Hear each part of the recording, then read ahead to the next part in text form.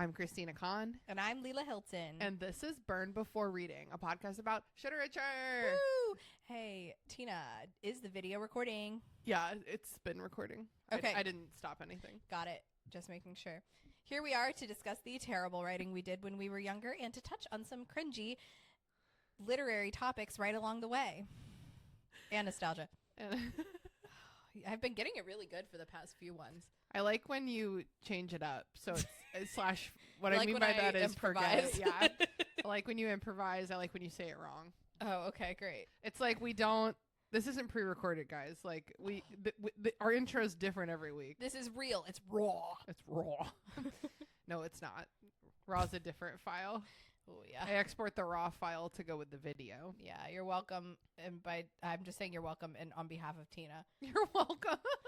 Leela, you're welcome. Thank you. How you doing today, girl? I'm darn good. I just took a nice shit in your toilet. Enjoyed your bidet. My house is covered in shit these days. I didn't contribute to that. I just have to say. You sure that bidet really splashes? No, it does. She's good. It's all good in there. That's great. Yeah. How about you? YouTube viewers can probably tell that our episodes are starting to get a little out of order, a little bit of a pre-recorded nature to them. Leela and I are, she's still, well, who knows when this will come out, but I think it'll come out before your baby comes out. Okay. This episode's delivery is before your baby's delivery. Okay. But yeah, we're just recording stuff in like kind of a fun, funky order. In preparation for your the release of the creature. The release of the creature. I was going to say your big vaginal opening. Oh, she's opening. Remind me. Oh, she's opening. She opened once and now she'll open again. Yep. But yeah, Leela and I are recording stuff like maybe not in like a very chronological order. We're bulking. We're banking stuff. We definitely plan to keep releasing episodes weekly through the baby's arrival. Yes. Leela's going to take a couple months off for maternity leave. And we've got some plans for what is going to happen when that happens. But the show will go on, so don't worry about that. So if I have a question for you, this is really not for us right now. Okay. But what about if it's been like a month or so and I'm like, I really want to record, and can we throw everything off and then I'll come and record like a fresh episode? Yeah, of course. Okay. Yeah, totally. And even if I maybe have a substitute host, the three of us record together, perhaps. Oh my god. So we'll definitely figure it out. I suspect that after 1 month of having a baby, you will be very exhausted. Just a guess. Yeah, I guess you could be right. I might be right. Experts say. Experts say. Yeah, but Brooke, after about 3 weeks, was pretty ready to get out of the house for 2 hours. Yeah. It's also a big breastfeeding thing too. Remember how we had to like be perfectly ready when she got here and then like race record, and then she was like, we got to wrap it up because the boobs are leaking. Oh yeah, it's tough. So maybe formula. Yeah, I can't afford that. That's nature's free milk. Well, sometimes the boobs don't work. So. That's true. I'm gonna try my darndest though, and I got a free, really nice breast pump through my insurance. Oh yeah, that's great. Which I didn't realize I could do until my sister-in-law was like, "Yo, you could get that for free," and then I was like, "Whoa, I literally can." And now do you think that's something that a lot of people could do?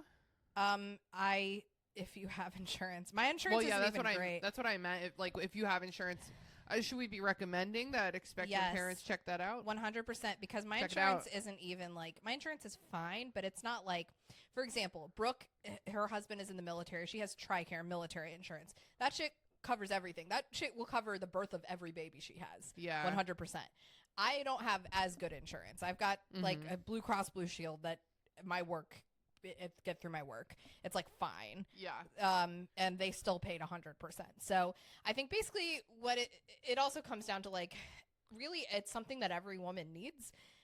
Because there's no, unless you have your baby attached to your hip at all fucking times and you're always in a place where you can breastfeed. Well, and even then the quantities don't add up. Also, sometimes you have overflow, or what's it called? Yeah, overflow. Or I don't know. I learned from Ashley today in the Discord server. Or you milk too much. You make too much milk. Yeah. Did you know where that? I asked Jason this, and I felt so stupid. I was like, "So, is dairy just cow milk?" And Jason was like, "No, because like I think the dairy section also has like goat cheese and stuff." And I'm like, "So it's any mammal's milk?" And he was like, "Yes." It's like, so that means I can create dairy.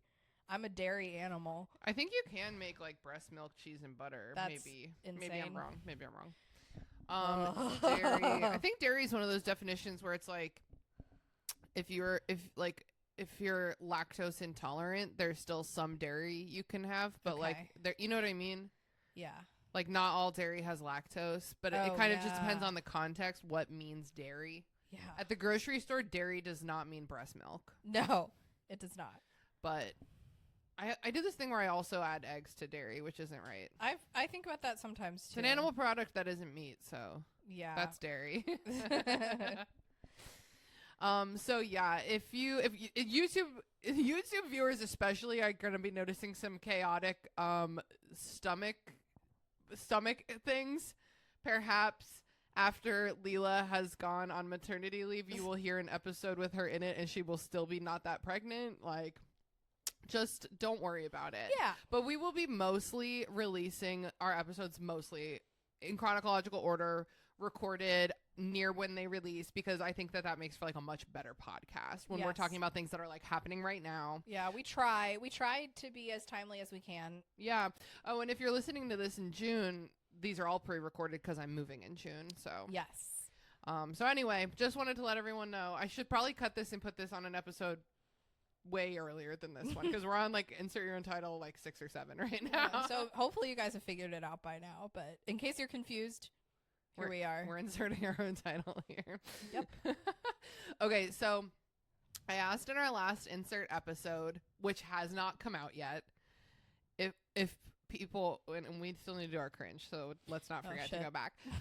But if people like want to hear the whole story, or if they want me to skip ahead to the good stuff, but that episode hasn't come out yet, so I'm sure I have your answers by now when you're listening to it. Oh my god, time travel's so hard.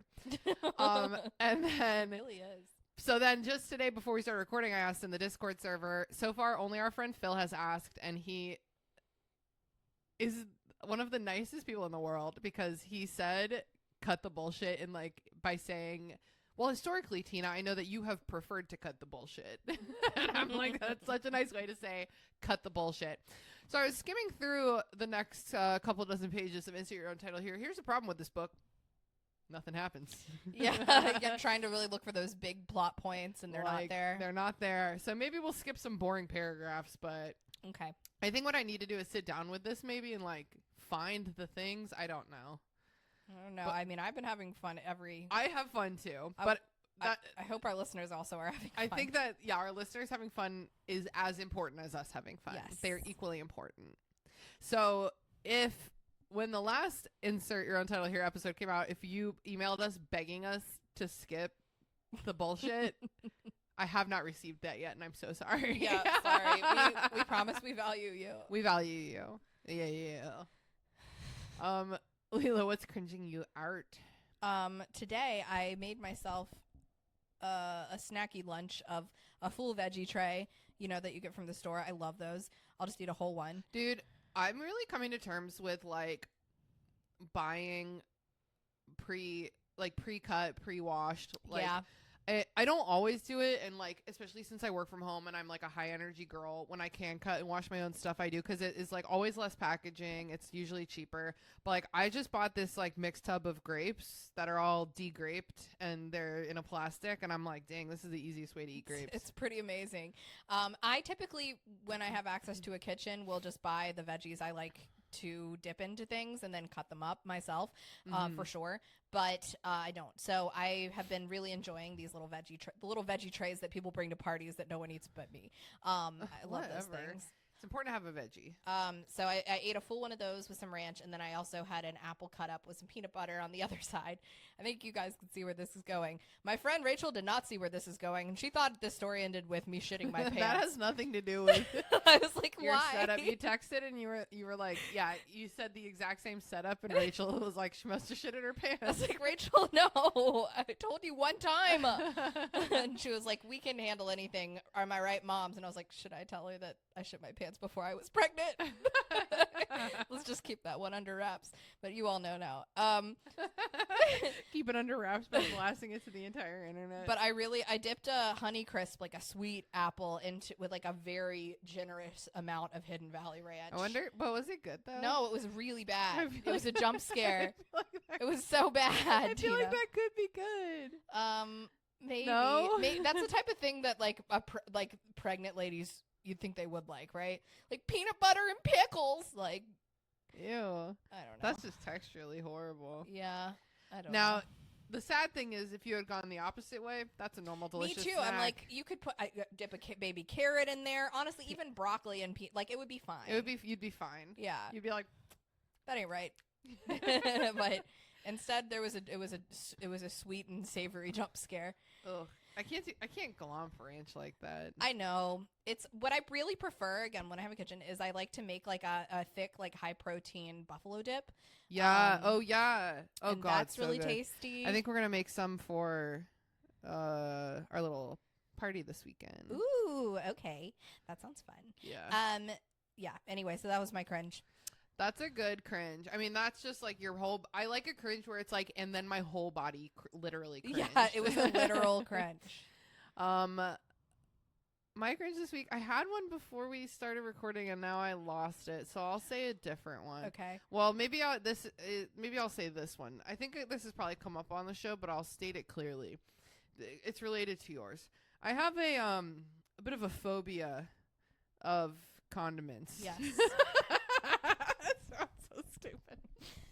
You're like that that lady that like she came on a talk show and she was scared of like jarred pickles or something, and so she started screaming and they were chasing her around with it. Okay, well, first of all, if I have a phobia of condiments, I have a philia of pickles. Yeah. I love pickles. No, I have like a condiment phobia. Like, I love eating condiments, but they upset me. How do I describe this? If my condiment is not on my plate, on my food, or in my mouth, basically already being swallowed, I can't handle it. Like, you know, when you're like pouring yourself some ranch, which I don't eat, but similar, and then a little bit glops on the counter. Fuck no. Okay. Absolutely not. So I've got some follow-ups. So like okay, let's say you get Or like, God forbid, you get a splish of mustard on your hand. I love mustard, but on my hand, day ruined. Okay. Day ruined. Okay. So what about like you have fries that you picked up or that you made at home, Yes. and you're not going to eat a dry. I mean, you will, but like you'd rather not eat a dry fry, I assume. It depends on the fry. Okay. I eat a lot of dry fries because it cuts down on the sodium a lot to not Oh, have yeah. it, to not have a. So if the fries are good, I'm like fine eating them. But would you feel more comfortable dipping it into something if it was in like a little ramekin? I love a ramekin. Okay, but just not glomped on your plate. I can do it glomped on my plate if that's my only option. So what scares you here? Oh my god, you're eating a hot dog and then like a glop of like mixed mustard and ketchup falls on your leg. Okay. Kill myself. Okay, I think I know. Okay, so because like I used to like at my little brother's like sports games, I would go to the concession stand and like get fries with my friend, and we would like split fries and put like ketchup and mustard all over it, but then it would like get on my hands, and I would hate be like, that. I don't like it. No. I hate when I think what I'm getting at here is that I don't like being messy. Don't lean too far that way. Do you want the pillow? So you can sit up you a little can't higher? see me. Stick the pillow in there and you'll sit up higher. But yeah, like I think what I'm getting at is that I just really, when it comes to specifically condiments and related, I'm very neat about them. I need them to be neat. I need them to go where they go. I can't even my favorite condiments, I cannot fathom like licking the knife or something. Like, yeah. I've seen people like take a ketchup packet and like put it out, you know, squirt it out on their plate and then like lick it. Fucking kill yourself. That's horrible. One time this guy at my elementary school drank ketchup through his nose. I'm sorry. Guys, I have to go. I have to lay down. I'll never forget that. I also really I can do this if I'm mentally prepared, but if you this is something that all my men have to learn the hard way. You cannot spring wings on me. Okay. I have to be like really mentally prepared to eat wings. Yeah. And then I just have to wash my hands instantly. Like I can't. I know what you mean. Well, everybody does that with I wings. have to like wash them like I can't like unless I'm gonna sit down and finish them all right then and there. And it's hard when you drink a beer too. Ugh, yeah. Then I'm like I'm gonna get up and wash my hands and come back and wash my hands. Yeah. Like if I like get a little bit of ranch on my fingies, wipe it off with a napkin, I'm kind of not okay until I can wash my hands fully.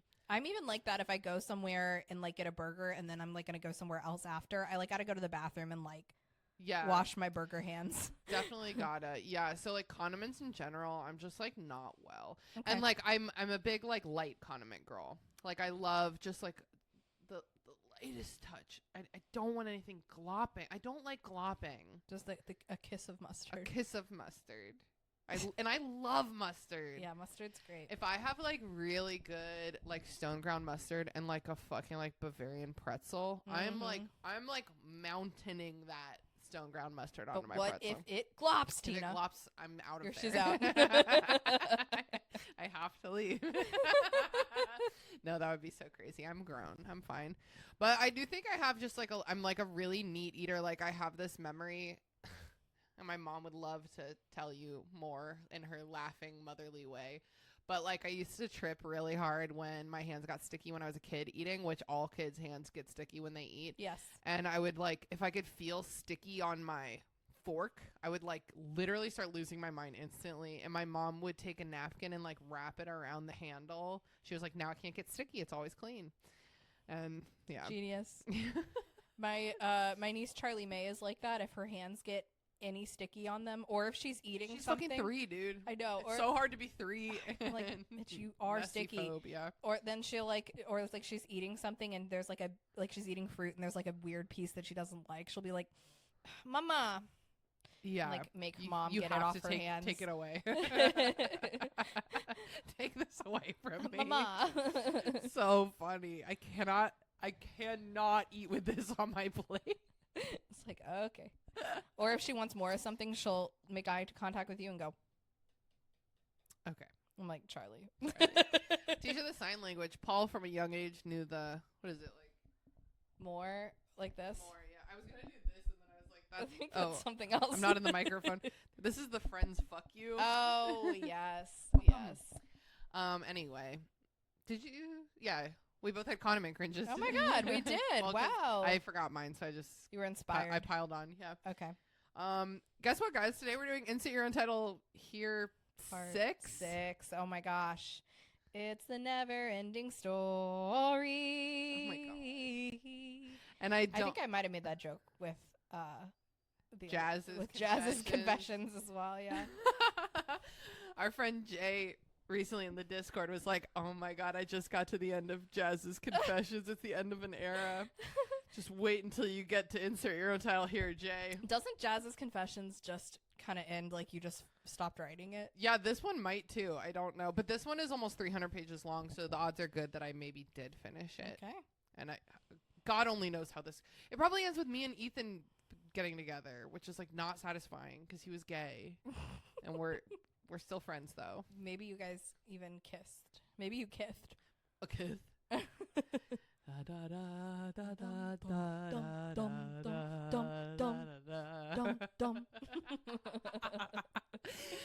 have I ever told you the story about my mom and Seal? Wait, what was it? It was like that he thought she was cute or something? No. Tell me again. Okay, I have the best stepdad in the world. Like the #1 best stepdad that anyone has ever had. He's so cute. He's so nice. His name's Mike. He's Iranian. He's maybe 70. They didn't keep track of when their children were born back then. And maybe like 10 years ago, him and my mom went to a Seal concert, and they were in like the 4th row or something because he's wealthy. And Seal came down into the crowd, like into the seats, and there was an empty chair in front of my parents, and Seal stood up on the chair, and middle-aged women were touching every single inch of his body. And so he climbed up onto the chair in front of my mom, and my mom was just running her hands all up and down his abs, just like, la, la, la, la, la, la. And Mike, my stepdad, reached out to hold Seal's hand so he wouldn't fall down because he was on the chair. It was like, I got you. Because of the aggressive ab rubbing. That's maybe my favorite story of my life. So great. It just describes their relationship so well. It really does. They're such an inspiration. One day I was in the backseat, which doesn't happen very often. Like, I'm an adult. I drive myself. But I was in the backseat with the two of them, and my mom was, I'm going to say it, being kind of annoying. She was being annoying. She was doing that thing where she was like, why are you mad? And I was like, Mom, he's not acting mad. Stop. And he was like, I'm not mad, Susie. And she was like, why are you? And I'm like, Mom, you're in a bad mood. Why are you doing this? She was being really annoying. She said something cunty to him. I forgot what it was. And there was just this silence. He's driving. There's just this silence. He reaches over, starts floofing her ponytail, just gazes at her for a second and says, hey, cutie. Oh my God. So now that's how me and Greer say you are annoying me. We're like, hey, cutie. That's so sweet. Isn't that so healthy and beautiful? Yes. They're a beautiful couple. They really are. Anyway, I don't remember how we got on those side tangents, but let's talk about the before Mike times. The before Mike? You mean that couldn't be my father from Mike. Right. Get it? It couldn't be further from Mike, but Oh, it's my wow. father. That's like a Bob's Burger pun where it just doesn't work. It actually is from Austin Powers when he's like, Daddy didn't care. And Dr. Evil's like, are you still sad about your daddy? And Austin goes, that couldn't be my father from the truth. Great. What's better? Better in Austin Powers. As most things are. Okay, so what has happened in this fucking book? What is the last thing that happened? It's New Year's Eve. Okay. And Mother is hosting a party, which my mother would never do that. Half the party happened yet? Wait, and I want to clarify. My mom would host a party. Oh, okay. But she wouldn't host a party 3 days after breaking up with her husband. Yes. That's crazy. The party is starting. Okay. So last episode, my mom and my dad just split. And like, yeah, it's a character named Melissa, but like, it just literally is me and the things that happened to me. So my mom and my dad just split. It's New Year's Eve. Dad just took us out for lunch, and it like wasn't entertaining. It was a real manipulative lunch. Yeah. It's okay to tell mommy if you miss me. Oh, fuck off. Fuck off. Okay. So sorry, Phil. We're not skipping anything today, I guess. Maybe if there's a long paragraph, just skim it. See if it's worth reading. Sounds good. By late in the afternoon, Isabel, Ethan, Brittany, and Alex have arrived at my house. We are hanging out in the kitchen with Isabel demonstrating to us her masterful bartending skills. Mom comes clunking in her high black boots down the stairs, and Isabel quickly hikes up her pink shirt in the front and shoves the margarita mix behind a vase of flowers on the counter. Mom puts a hand on her hip and raises an eyebrow at us. I'm not stupid, she tells us, and neither are you, which is why you'll make margaritas for yourself without any alcohol. Which, first of all, how do you make a margarita without any alcohol? Well, I think the way that you thought you would do it is just drink margarita mix, which is disgusting. That's fucking nasty. Sometimes it's nasty with tequila in it, too. Yeah. Jason has made me... A margarita made from scratch? Yeah, which is the best. But Jason has made me... like they're not good. It's not like a virgin margarita, which is just like a lime juice thing. Yeah, I think like lime LaCroix. Yeah. I stuttered because I sometimes like to say La Croix. Yeah, it's like a lime LaCroix and lime juice and triple sec. Maybe I think there's alcohol in that. No, yeah, it's not true. Orange juice. Yeah. And I'm just like, this isn't fun. Just give me a soda at this point. Yeah, I get that. But he tried. He did try. Um, Sad face. He tries. He tries.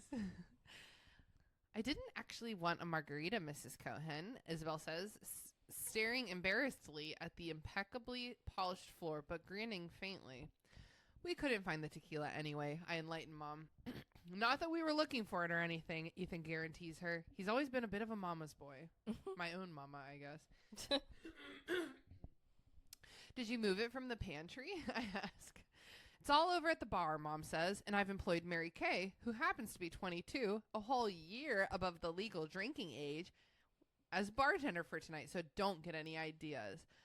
Which is funny because I feel like I'm bragging about knowing what the drinking age is. Yeah. I also, the way that Mary Kay has been described here, I thought she was like 50-year-old babysitter for sure. When she babysat me, I thought she was old. Sure. I think she was like 24. Okay. She worked at the gym. We found her at the gym.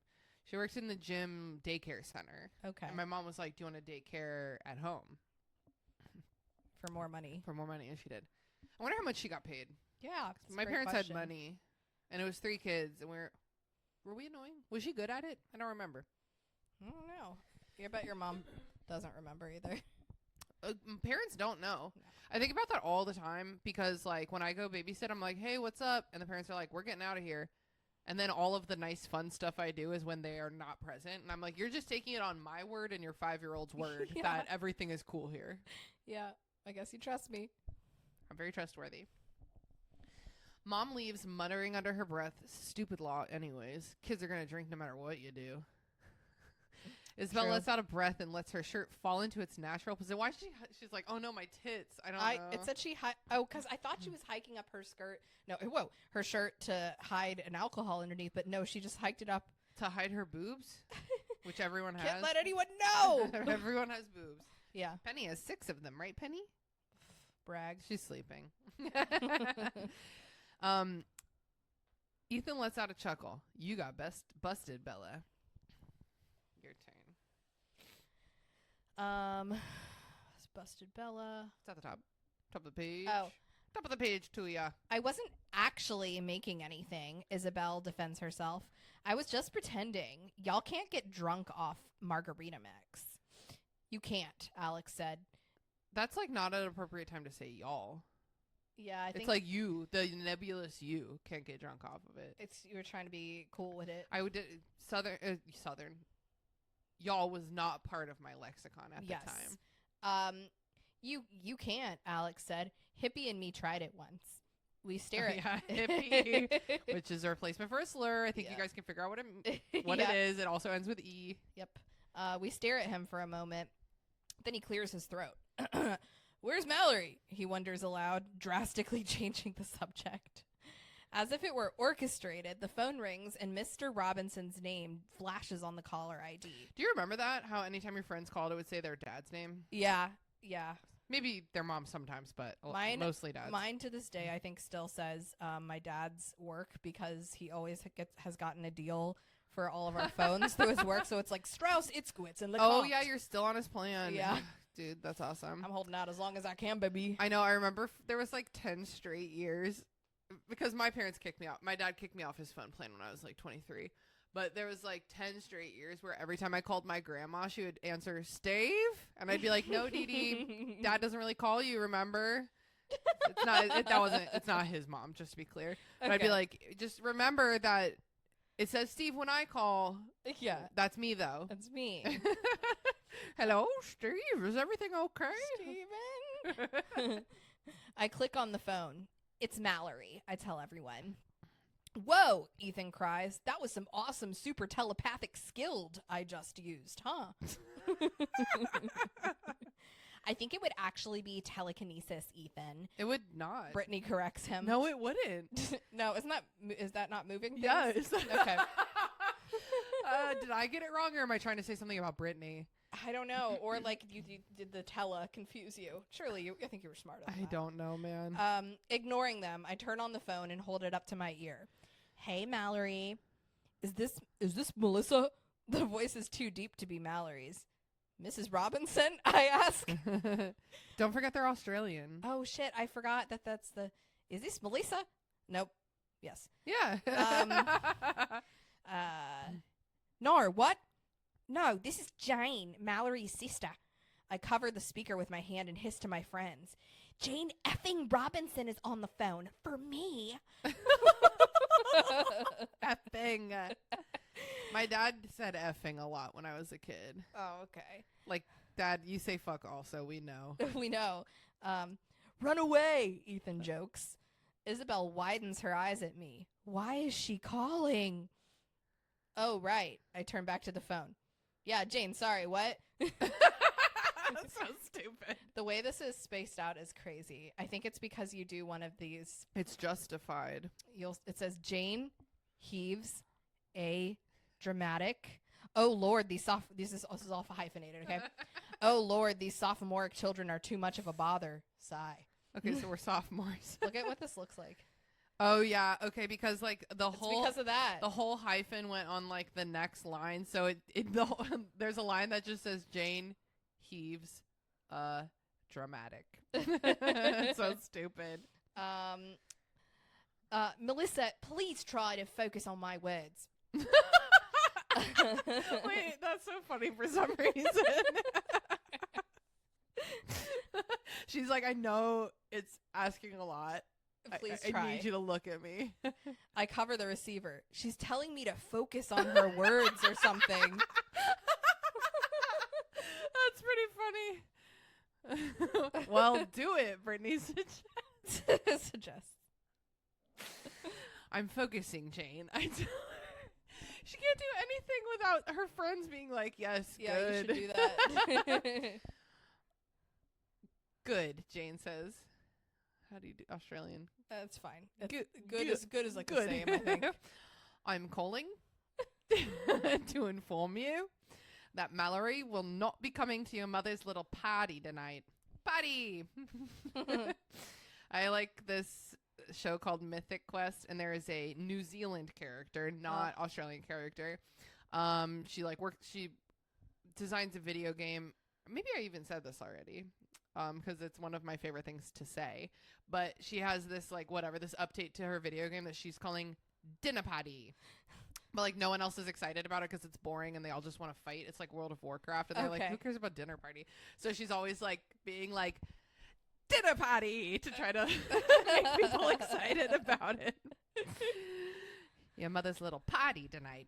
My mother and I... have decided that we all need to spend some quality family time together. Good night. I hear the click of her hanging up and the line goes dead. Wow. I set down the phone, then look at my friends. Mallory's not coming. Whore, Alex mutters. Not coming, Isabel exclaims. Why? I shrug. Jane doesn't want her to. Whore, Alex says again. Brittany leans over the counter to me. Has your dad been around lately, Melissa? Way to change the subject, Brittany, Ethan tells her. I nod. He took me and Emma and Gabriel out to lunch today. It was really weird, you know? Brittany shakes her head slowly. No, I don't. Have you found out yet why he moved out? Isabel asks me. No, I'm scared to ask. I bet he's gay, Alex says, which is funny because Alex was gay. Oh, me think. When we all look at him, he shrugs and continues, well, it makes sense. I mean, what if your mom's just a bigoted whore and she found out your dad was gay and got all insulted and kicked him out? Okay, or maybe because he's gay, they're like, perhaps let's take a break. Yeah, that's the only option. Your mom's a whore. My mom's a whore. You got a little pepper right here. Dang it. It just appeared, I swear. We've been recording for so long. I know.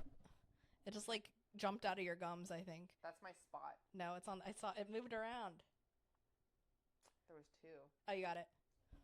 That's my spot. Okay, your turn. Okay.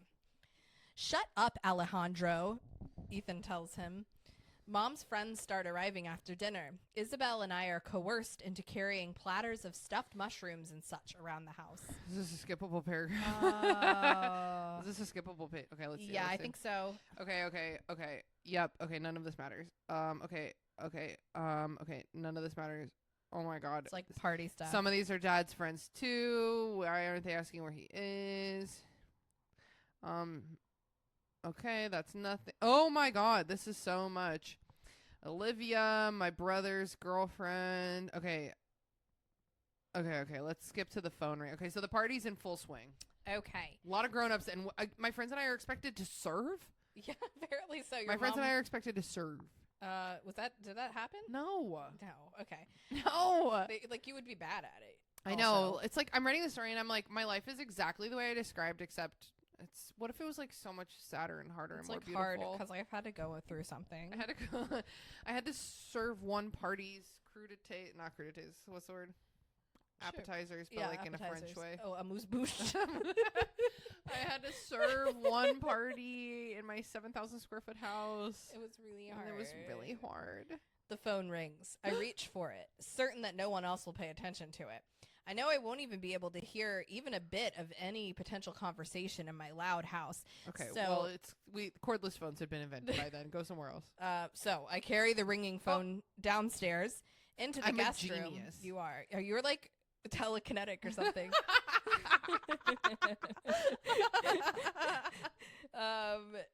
Into the guest room, shut the door. Caller ID says the call's from Mallory's house, but I don't answer it as casually since it had been Jane calling last time. Hello, Cohen residence, I say into the phone. So prim and proper. Cohen residence. Mallory lets out a chuckle. Why Jane so like that? She whispers, why Jane so like that? I thought it might be Jane. I whisper back. Why are you whispering? Mallory lets out a soft groan. Jane. She whispers. Do you know that kids these days? I mean, I'm sure you know this. This is such an old lady. You see how I'm holding my phone? Oh, this is such an old lady thing to say, but you know, like kids these days, if you tell them to to pretend to talk on a phone, they don't go like this. They go like this. Isn't that so sad? Yeah, it is. Because this is so. I mean, your hand just makes a perfect phone. It does. It's so sad that they don't know that. Yeah. Huh. It's really sad. Jane, she whispers, it's horrible. Why are we whispering? I ask. Well, because she's obviously in a quiet house talking shit. Yeah.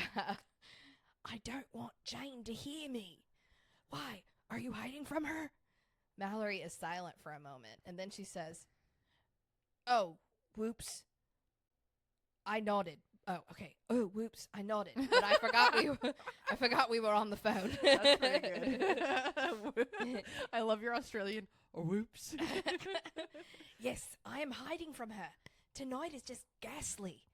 Leave it to Mallory to use words like ghastly when she's flipping out. So stupid. My whole family, spelled H-O-L-E. My whole family. My whole family. That's like your baby. She's going to come out of your hole. It's my whole family. Hey, your husband goes into the hole there. Yeah, that is your whole family. Our family. My whole family. All four of us. Dad is in town tonight. We're just sitting in the living room. Every time I make a move, Jane criticizes it. Every time I speak, Jane either corrects my grammar or my opinion. Oh my God. She's been on like this all week. Killer. At least before I could escape to my room to listen to music or to call you at Brittany. Tonight she's making us all sit around together, whether we're having fun or not. Oh, this sounds horrible. Yeah, we will be together as a family. Forced family time is but the don't worst. Move. This is fun. How are you talking to me now? I ask her. I told them all I was using the bathroom. She gasps and then hisses into the phone. I better go before they come looking for me, wondering if I'm sick or something. Okay, I say, bye. Click, she hangs up. I slide the phone across the carpet just to hear its satisfying thunk against the wall, sorry. I used to have a pretty serious phone throwing problem. But I'm not even mad in this scene. You know, they used to really make technology more hardy back then. Oh, well, I broke a lot of cell phones. Oh, okay. Have I ever told you the story of my cell phone? I used to throw cell phones when I was mad. I would fight with boyfriends. I would throw my phone. I would break my phone. It would make me sad. So I finally was like, okay, Christina, new rule. You're only allowed to throw your phone into the grass or into your bed. So I was talking to my boyfriend outside. This was Matt Hole. We fought constantly. He was very abusive. I was talking to him outside, and I got so mad at him. I hung up on him, and I threw my phone. I had a 1-acre front yard, all grass. Yeah. Think about how many blades of grass are in that. Lots. I threw my phone, and it hit a sprinkler head. Oh, no. Out of all of that real estate, and it shattered into 1,000,000 pieces. Oh, damn it. That's what I deserve. I learned to stop throwing things because every adult should. Yeah, this is true. We all need to learn that lesson. Yeah. It occurs to me now that I never turned the light on. I'd spoken to Mallory in the dark without realizing it. And now I'm sitting alone in a dark room with no motivation to get up and rejoin the party or even to get up and turn the light on. Perfect. Okay, more light switch talk. She's an emo kid. That's fine. I'm skipping it. Oh, okay. Little bit of worrying about Mallory. That's fine. Oh. She sounded like she was seeking comfort in me, in my words, and I don't know how to handle it.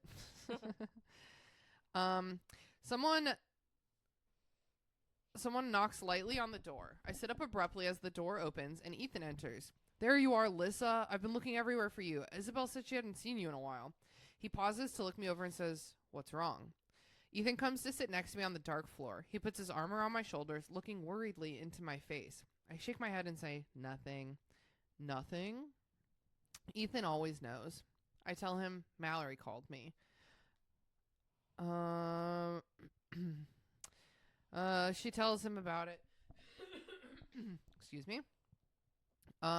Okay, she tells him about it. Ethan stands up and brings me up with him by the elbow. Well, he says, I wish I knew what to say to make you feel better, but I came in here because I wanted to show you something. Ethan steers me out of the guest room, through the game room, and out the basement door. I shiver as he brings me out onto the snowy nighttime lawn. I'm only wearing a thin sweater and jeans, and my impractical, not waterproof, Converse. Classic. Mm-hmm. Ethan doesn't seem to notice how cold it is as he walks out into the middle of my yard and looks up into the sky. What are you doing? I ask him, but he shushes me and beckons for me to come closer. I approach him, and he falls back into the snow, looking up at the sky, dressed only in a long-sleeved AC/DC t-shirt and jeans. If it's not a band shirt, I'm not wearing it. Fair. I wait for him to make a snow angel or something stupid like that, but when he doesn't, I lie down next to him. Now I understand. I join Ethan in staring wordlessly into the sky, time slowing down and the cold disappearing. There is a full moon tonight, and I can see each of its craters and shadows. It's a luminous white-yellow, shining brightly against the deep purple velvet sky. The barely discernible clouds are a soft, deep lavender floating lazily to the west. The trees of the woods behind my house move gently in the wind, making a hushed, rhythmic creaking sound, their long branches sending a greeting up to the unbelievable sky above them. The way the clouds dance across the moon and the sky, with the trees waving at them far below, makes it seem as though the world has orchestrated this dance just for Ethan and me. Okay, I gotta say, that paragraph kind of slaps. Yeah, that's kind of beautiful. That's awesome. All right, Emily Dickinson over here. Emily no like the Dickinson. Yeah. Yeah, that's not too bad. Yeah. That's not too bad. That's pretty. You start with Ethan Wiggles. No. Ethan, Oh, he do. Ethan wiggles closer to me in the snow and leans on his side, facing me. I knew you'd appreciate this, Lizzo. I knew you'd appreciate Lizzo. this. Lizzo. Lizzo. Oh my God, surprise. She's probably our same age. Yeah, probably. She's but a teen then. Women great. Oh, sorry. Something happened. That's fine. Is it fine? Make it just go away. Oh. Okay. It shouldn't do that because it has this keyboard. Yeah, so. it knows. It sensed a change in the force. A moose boosh. Moose boosh. A mood boosh. Ethan wiggles closer to me in the snow and leans on his side, facing me. I knew you'd appreciate this, Lissa, he tells me. This is your kind of thing, isn't it? I now realize I haven't breathed in a minute or so. Oh, it's pretty impressive. And taken a deep lungful of cold air and let it out slowly and meditatively. Yes, I tell him, this is definitely my kind of thing. Hey, Lissa. I look up into Ethan's. Hey, Lissa. I look up into. I did think Isabel had walked out. Me too. sorry. Hey, Lissa. Hey, Lissa. I look up into Ethan's sentimental hazel eyes, Oh my God. and he grins his little rascally grin. He is such a rascal. Can you feel your ass? I thought he said, can I feel your ass? Can I feel glad your that- ass? I was like, whoa. That would be so crazy.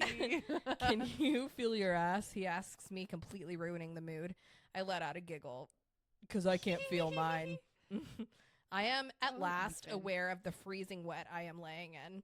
Ethan clambers to his feet and helps me up, and then we both run shivering onto the porch and into the kitchen. The bell rang. Ethan and I scooped. Oh, okay. And it's school. Okay. Oh, The you gotta say section break. section break. In Let me fact, see. you can start the bell rang if you'd like. Okay. Hold on, I'm just gonna make sure it's worth reading. Okay, fair. Okay. Wait. Okay, hold on. Okay. The bell rang. Ethan and I scooped up our civics books and dashed into the hallway, joining the mob stampeding toward the locker bay. I did towards.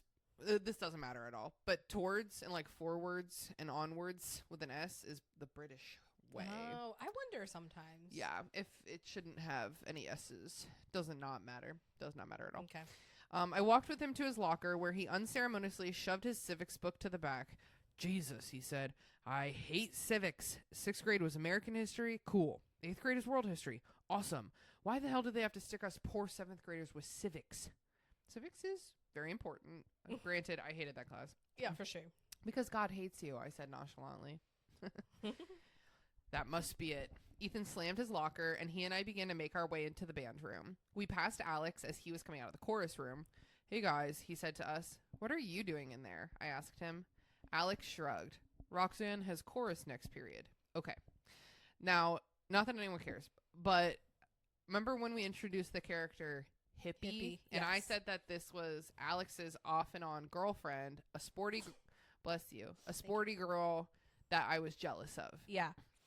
I now realize that I was wrong because I kind of remember Hippie is one of Alex's like other girlfriends. This girl Roxanne is like the athletic, cute, very nice off and on girlfriend that I was very jealous of. Okay. Hippie is this like very well at the time she felt like very weird and very alternative, but here's a little twist ending is he's trans. Okay. So like okay, for example, in high school he went by a man's name but like identified staunchly as a girl that whole time. Oh. Like it was like a fun thing. It's like if I had been like this is how it was presented to us, like if I was like just call me Bob, you know. Okay, like a so random Yeah, situation? it felt yes, exactly. At the time it felt so random and I didn't know trans people back then. We weren't Sure. talking about that. I wasn't on the lookout. I wasn't like, "Huh, maybe that's a sign." Yeah. So that's who Hippie is. Okay. So that's I think why I gave her kind of a crazy name. Okay, that makes sense. And I'm going to do my best to be good about these pronouns. This character is a girl. The character she's based on is a guy. But My who went- memory of this person is she, her pronouns. So I'm going to do my best. Okay. But hopefully I don't have to talk about this character very much because their name is a slur and their pronouns are confusing me right now. Yeah, that's a tough one. It's really tough. Okay, Alex shrugged. Roxanne has chorus next period. Ethan rolled his eyes. You guys aren't back together again, are you? No, Alex said defiantly. Well, only a bit. We're trying.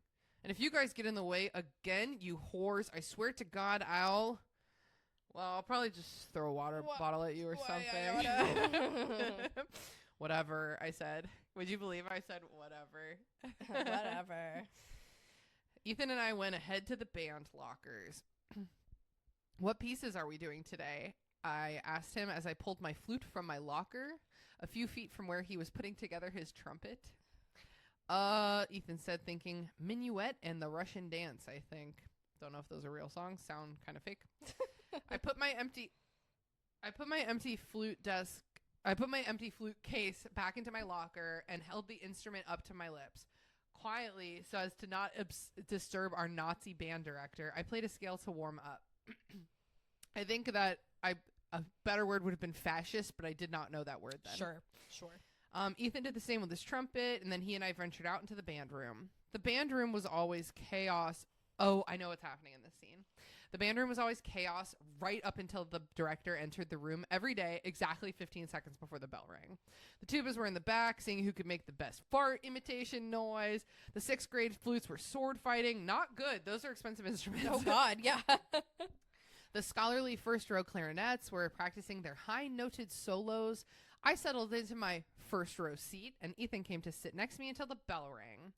I asked him to hold my flute for me while I tried to adjust my rebellious music stand, and he held it up to his mouth. I'm going to do it, Lissa, he said, grinning. He tried nearly every class to make a noise on my flute, but couldn't do it yet. He pursed his lips, took in a deep breath, and then blew until his cheeks turned red. The only noise that came was the faint whisper of his hot air passing over the hole. Wink. Have you ever played a flute? No, but do you puff directly into it like a recorder, or do you puff over it? No, you puff over it. Okay, that's right. Okay. Yeah, it's like I do think it's like a little challenging. Yeah. And I remember when I started band in like 4th grade or whatever, I think that like generally kids could sign up for whatever instrument they wanted, but I remember specifically that if you wanted to play the flute, you had like 15 minutes to make a sound on a flute. Because if you aren't blowing the air the right way, it does just sound kind of like a hollow wind through a hall. Yeah. Okay. But so the band director was like, she like coached us obviously, but she was like, you gotta be able to make a noise before I say yes. So my DSLs were good at that. Nice. I mean, I wasn't And your lungs. I wasn't S-ing D back then, but yeah. Ugh, the loudest motorcycle in the world outside my apartment right now. Okay, here we go. I chuckled a bit as I sat down and took my flute back.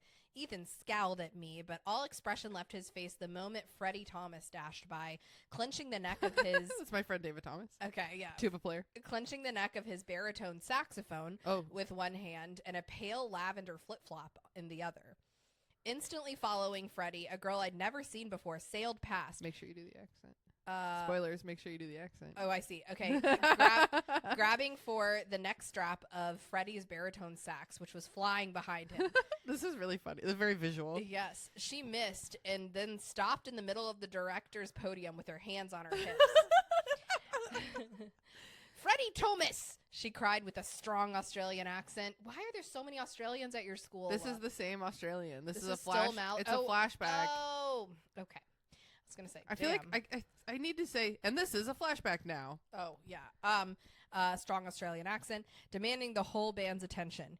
Give me back my thong right now. This is a flashback to when we met. Because in Australia and in the UK, they say thong instead of flip-flop, which is funny. A thong underwear is it's always G-string. I think, even though a G-string is a specific kind of thong to us, maybe they don't thong so hard over there. Okay. That's one thing America has. Thongs. Thongs and G-strings. The trumpets, bassoons, percussion, tubas, saxophones. List every instrument. And pretty much everyone but the sophisticated first row clarinets. I did think they were so snooty. They're real Squidwards. They were all brunettes. Burst out laughing. The girl stood in confusion at the podium, wearing only one flip-flop, looking out at the band. She had curly red hair that was flying out in all directions like it was trying to escape from her head. Very Merida hair from Brave. Sounds really pretty. It was not. Frizzy. It was crazy. Oh. It was completely ungovernable. She was pale, so pale that her unclothed shoulders and legs seemed to glow even when compared to the white wall she was standing in front of. This is true. This is all accurate. She was a medium height with a slim waist, huge boobs, and wide hips. Yeah. I thought, if any woman was created just for making babies, there she is. She's a lesbian. That's so funny. No, she's not anymore, but a lot of our high school she was.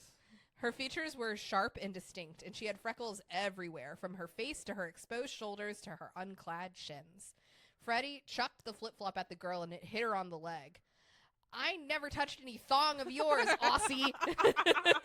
Aussie, but say it with the vitriol of like hussy. I never touched any thong of yours, Aussie. Did you clock in Little Women where someone calls her a hussy? Yes, but It's like lovingly. It's good natured. It's Mr. Lawrence. Mr. Lawrence is like, oh my god, you hussy. You hussy. And then he pinches her on both cheeks. She's like, hee hee hee.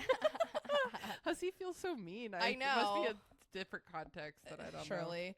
Because, he wouldn't have been like, you whore. I'm Mr. Lawrence. Mr. Lawrence. You're such a funny guy. Darn, call me Dan. The girl cried, stepping down from the podium. She tumbled into the seat next to me to put her shoe back on properly and glanced up at me. Yarh, I know it. Yarh, I know it, she said.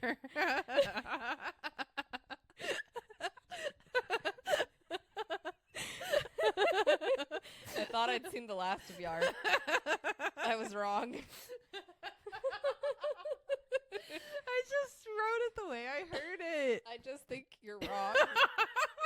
There ain't no way. I think we need to call her. Yarh, I know it. I know it. She said, you think I'm insane. No problem. And then I shrugged.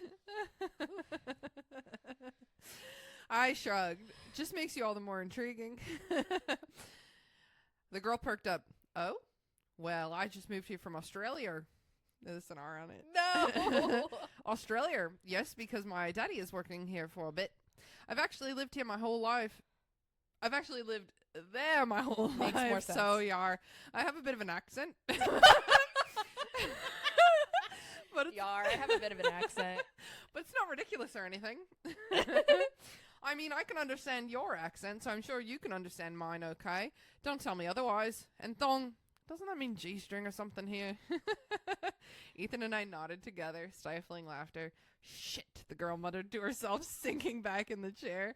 In Australia, they call G-strings G-strings and thongs thongs. I didn't know what to say. I pointed to myself. I'm Misty, Melissa, and this is Ethan. Oh, the girl sat up suddenly. So sorry. I'm Mallory Robinson. Robinson was the name of my school. Oh, okay. Before Mallory could say anything else, a new black flip-flop sailed through the air and hit her on the head. Freddie Thomas's voice came from the back of the room. There's another thong for you, Aussie. This is exactly how we met. Okay. This was I don't know if she like sat down and we had an introduction, but her first day of school, the first moment I laid eyes on her was her screaming about thongs in the band classroom because David Thomas stole her flip-flop. That's so funny. I have so many memories of boys stealing flip-flops as flirting because we just wore them nasty-ass flip-flops. The Old Navy flip-flops. Oh, yeah, that and like the rainbows, those got nasty. What are rainbows? You know, like the leather flip-flops, leathery flip-flops? Yeah, I didn't really have any of those, but I didn't wear them, but they were like very preppy. But, okay, yeah, I know what you're talking about. That the same effect happened as like wearing Birkenstocks without socks, where it just gets disgusting. Nasty. So fast. That's so weird. I guess that shoes are made out of better materials these days, because like my like reef slides are not nasty. But I think like some of those things, like I've talked about this before, those like Birkenstock clogs, you know, the flats that like yeah, of course. Those were not meant to be worn without socks. Surely, right? I just don't know. I just Disgusting. don't know. I just don't know. I just don't know. I got Croc clogs, so they're Croc material. That's but like, fine. but you know what I'm saying. All Crocs are clogs, but you know what I'm saying. They're cute. Yeah. They're cuties like Crockies. Excuse me. How long do you think this episode's? It's just been running. Well, it says 2 hours on there. Okay, so we've been going for maybe an hour. Okay. Siri, shut up. Go away. Thank you. So like we can carry on or we cannot. Let's carry on. Let's do a little bit more. Think more. Okay. I'm gonna summarize. Okay, so flash forward. Anytime there's a section break, I'm pretty sure it's a flashback or a flash forward. Okay, I'll try to remember that. Flash forward. First 2 weeks after we get to school, back to school after Christmas, are almost unbearable. Talking about school. Mallory works her ass off because she's used to private school. She's bragging about being lazy basically, and trying to bring her grades up at the end of the semester. This is a long talk about Roxanne, but it's not the flashback. We just met her in the flashback, but now it's the flash forward. So this is like years later. Roxanne is the girl Alex thinks is his soulmate. She's not close to anyone in the group but Alex, but she seems really nice.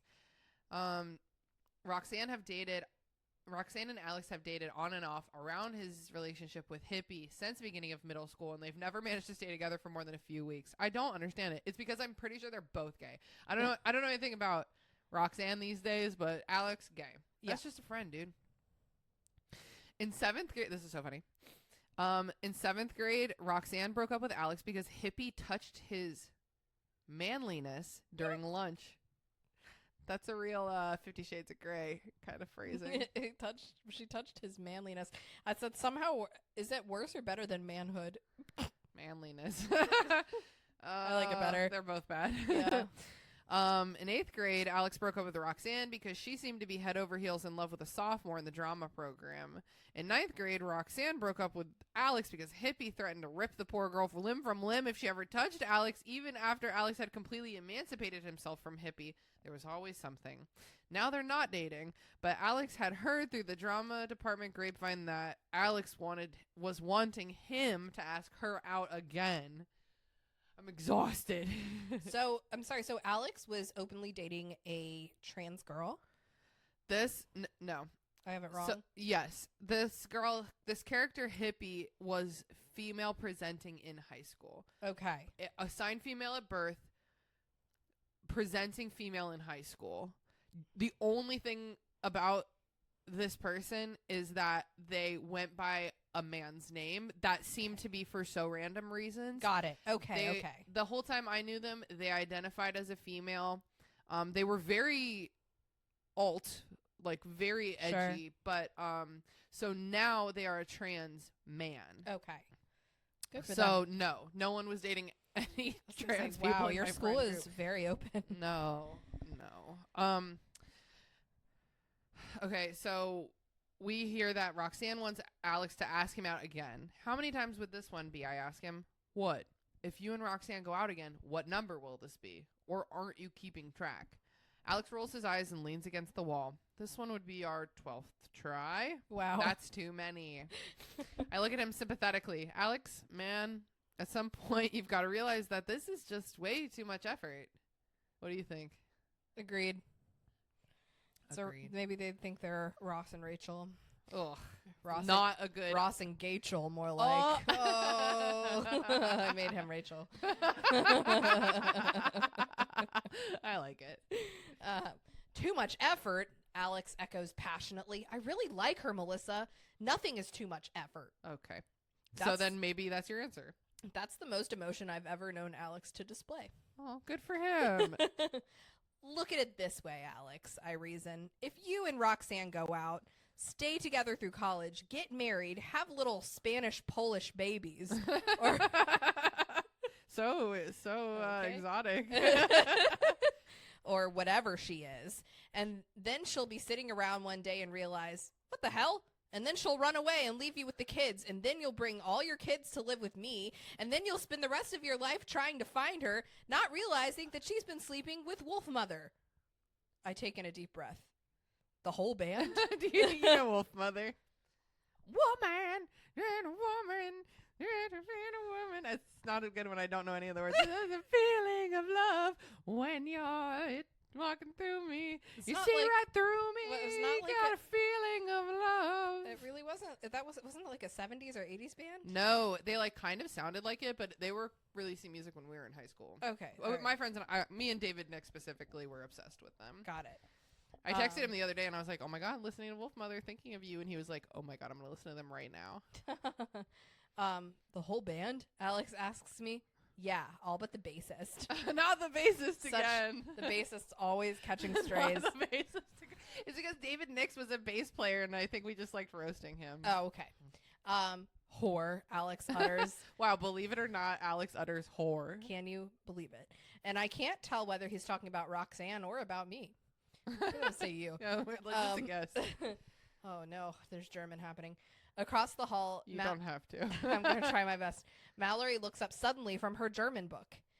Ethan, she calls to him. Wie heißt du foreign auf Deutsch?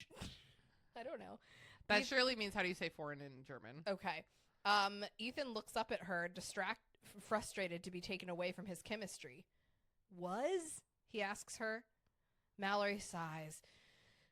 Wie heißt du foreign auf Deutsch? Oh, he said was, which means what? Okay. Your German pronunciation, I'm so sorry, is really bad. Was. Was are you thinking about? Okay. Yeah, because the W's are V's. Got and it. Vice versa. Okay. Ethan frowns at her. Was? Mallory shrieks. How do you say foreign in German?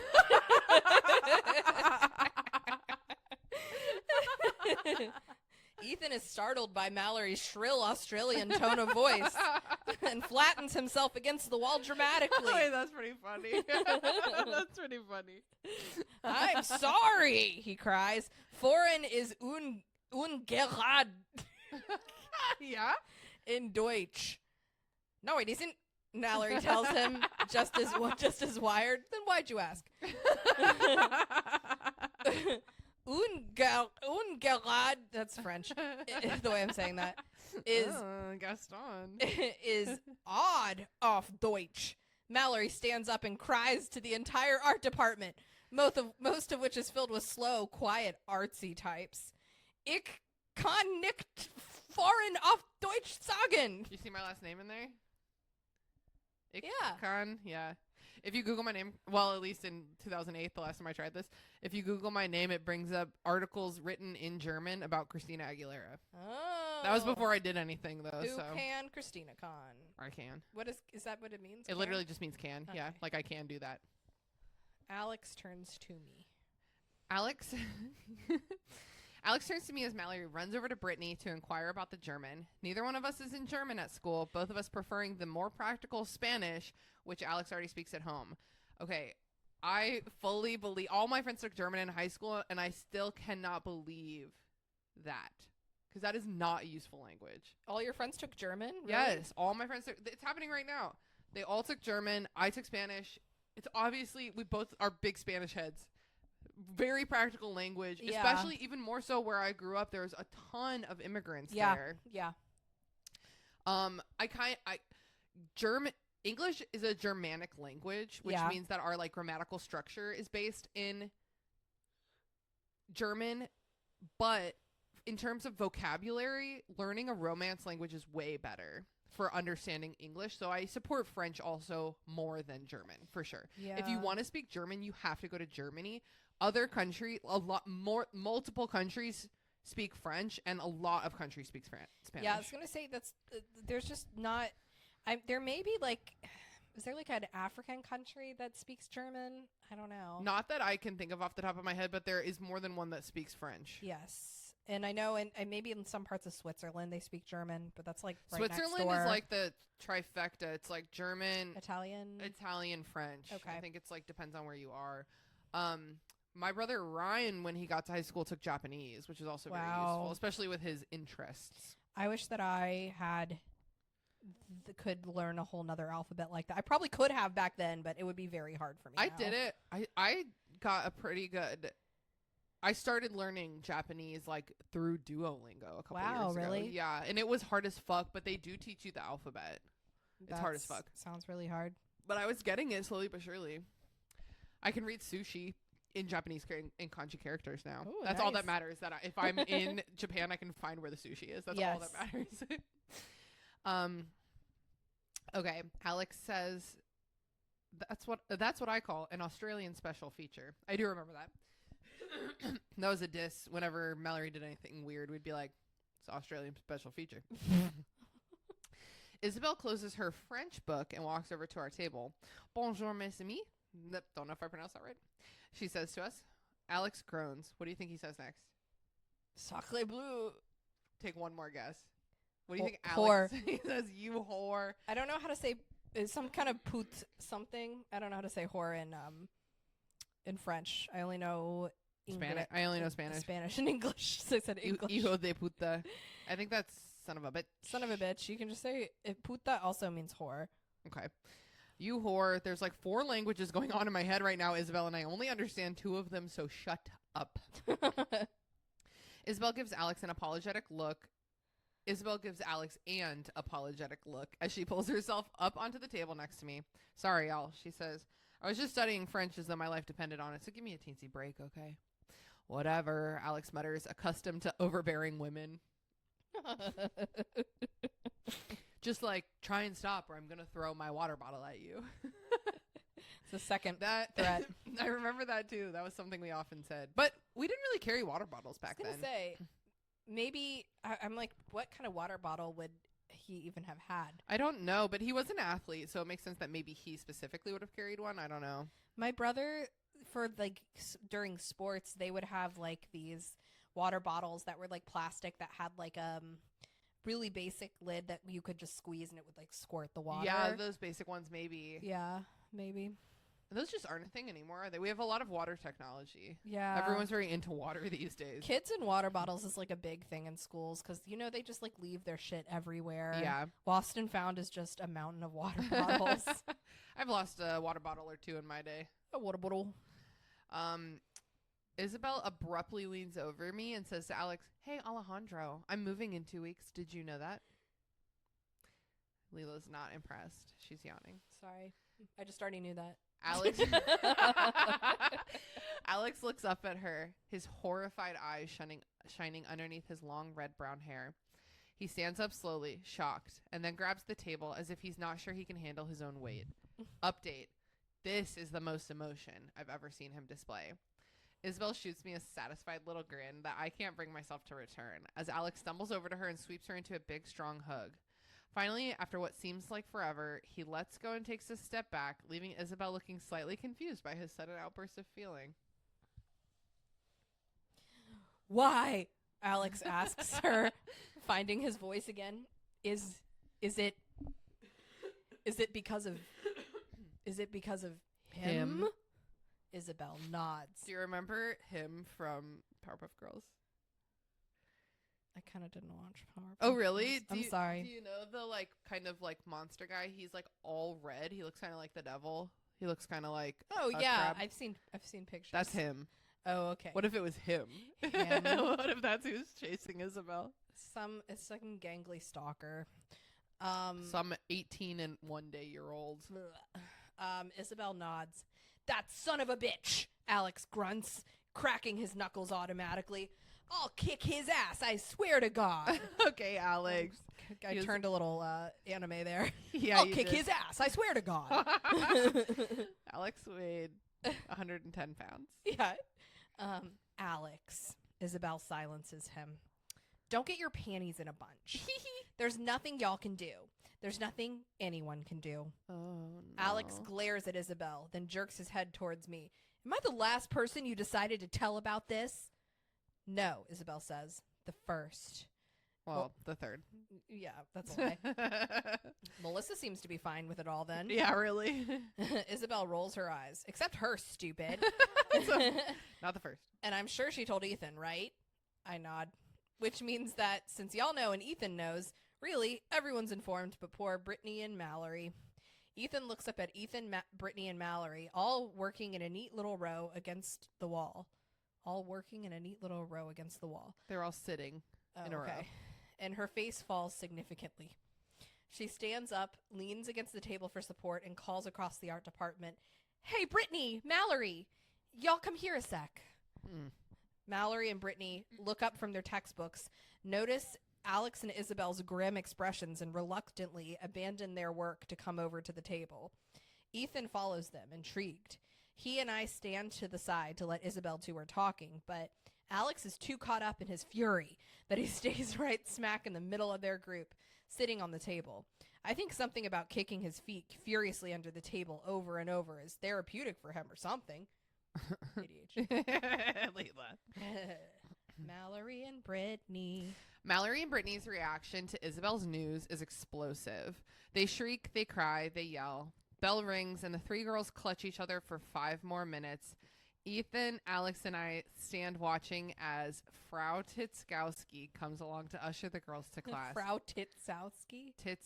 Gowski. That was a real name of a real German teacher. Oh boy.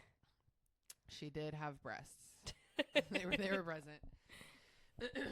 Okay, just business about who goes where after school. If you end up doing anything about Roxanne, call me later, okay? Whatever, he answers. Oh my god, it's like everyone's going home for school. Oh, just stop. Okay. Brittany and Melissa are walking down. Melissa! Brittany cries all of a sudden. You know, she keeps like shrieking suddenly. It's like a very real thing that this actual friend did. She cries all of a sudden, grabbing my arm and sending me slipping on the ice and into the street. I wrench my arm out of her grasp and stumble back onto the sidewalk, narrowly missing being run over by a furious sounding Hummer. Do you remember Hummers? Oh God, they were all the rage. I feel like I don't really see those anymore. No, because they're fucking dumb. Yeah, they've been replaced by big trucks, I want to say, but I feel like more so the Hummer crowd, I feel like went full Elon. They now have like Cybertrucks, yeah. It's embarrassing. It's really embarrassing. Jesus Christ, Britt, what the hell do you want? Brittany looks at me, eyes grinning with the sparkle of a new idea. We should have a goodbye party for Isabel. My breathing has returned to normal, and we've reached a bit of the sidewalk that doesn't seem to have any ice on it. Okay, I tell Brittany, go on. Okay, we decide to start planning the party. Alex never calls, so he hasn't asked out Roxanne. I don't tell Brittany about that because she tends to overreact about pretty much everything and then ruin it somehow. Let's see. Give me 1 second. I'm gonna see how far to the next flashback. Do you want to pause here? Yeah. Let's pause here. And here is there's a funny joke at some point. I can see it now. At school, we'll start next time with at school the next day. Can you please highlight these words? Okay, I'm gonna tell you. Oh my god, stop. We are on page. Oh my god, I'm really dumb at iPad. I'm dumb at iPad. Oh my god, this got. How did this got so. I'm gonna fucking walk into the sea, never to return. It's not doing what I want it to do. Oh my god, this is so fucking annoying. I want to know what page we're on. Oh my god. Okay, hold on. Okay, gang. Just bear with me. Rawr. Okay, here's the German shrieking. Okay, now I have to fucking... Guys, I don't know what page this is.